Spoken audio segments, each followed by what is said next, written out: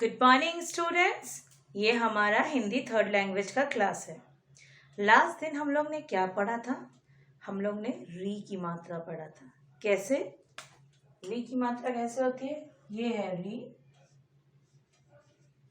इसकी मात्रा होती है नीचे ऐसे, और क में लगे तो क्री, ग में लगे तो गृह, स में लगे तो श्री। ठीक है, ये हो गया री की मात्रा। ये चैप्टर मेरा ओवर हो गया। नेक्स्ट आज हम पढ़ेंगे उसके बाद वाला चैप्टर संयुक्त अक्षर, संयुक्त व्यंजन, द्रवित व्यंजन और संयुक्त अक्षर। ठीक, चैप्टर नंबर 9 संयुक्त व्यंजन और संयुक्त अक्षर। ठीक है, तुम लोग के पास जो बुक है उसमें एक और चीज लिखा है, संयुक्त व्यंजन, द्रवित व्यंजन और संयुक्त अक्षर। आज हम लोग पहले पढ़ेंगे संयुक्त व्यंजन। ठीक, संयुक्त व्यंजन।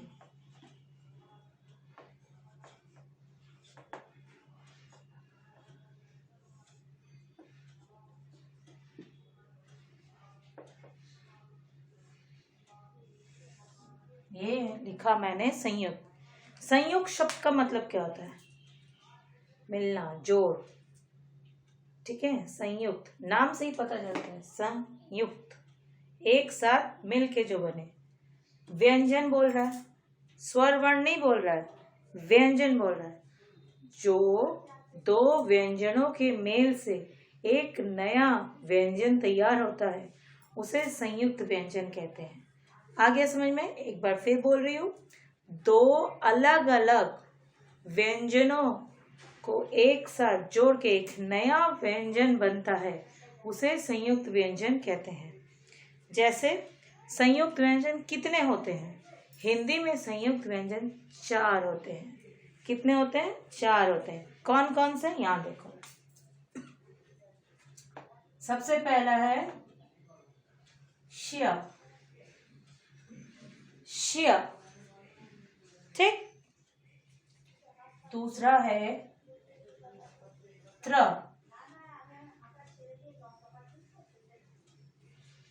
ठीक, तीसरा है ज्ञ, इसे ज्ञ कहते हैं। और लास्ट है श्र। ठीक, श्य, त्र, ज्ञ, श्र। बुक में नहीं दिया है, फिर भी मैं तुम लोग को समझाने के लिए बोलती हूँ कि ये किसके मेल से बनता है। ये बनता है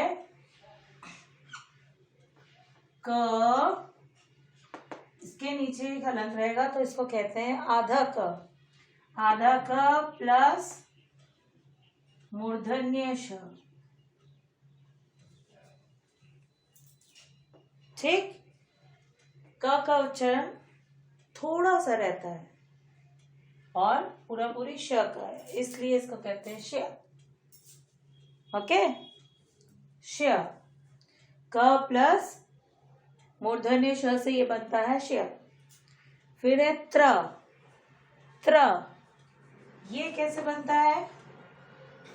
ये बनता है त, जो कि आधा होगा। नीचे ये लाइन लिखने से ये हो गया आधा। आधा त प्लस र, ये बनता है आधा त और र से, इसीलिए प्रोनाउंसिएशन आता है त्र। क्या आता है? त्र। अब आओ ज्ञ।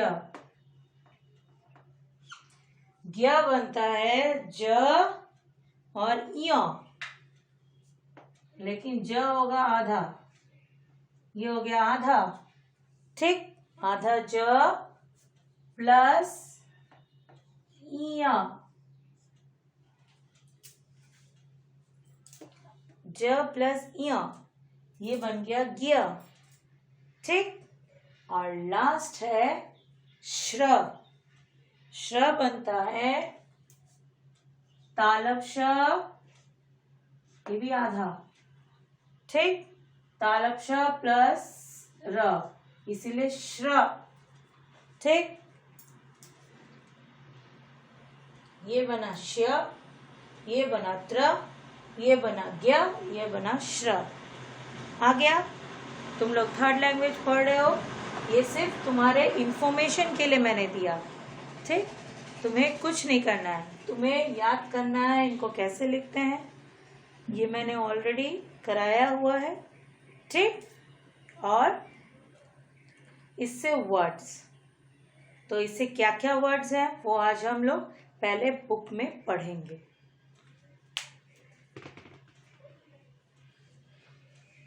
देखो तुम्हारी बुक, पहला लिखा है संयुक्त व्यंजन। देखिए, पढ़िए और समझिए। देखो, क प्लस शा, कक्षा, इत्र, इत्र, यज्ञ, यज्ञ, आश्रम, आश्रम हुआ। और यहाँ पे देखो इनसे रिलेटेड वर्ड भी दिया हुआ है। पहला है श्य, र श, रक्षा, शिक्षा, पक्षी, दीक्षा, रक्षा, शिक्षा, पक्षी, दीक्षा, ये वर्ड्स यहाँ पे दिए हुए हैं।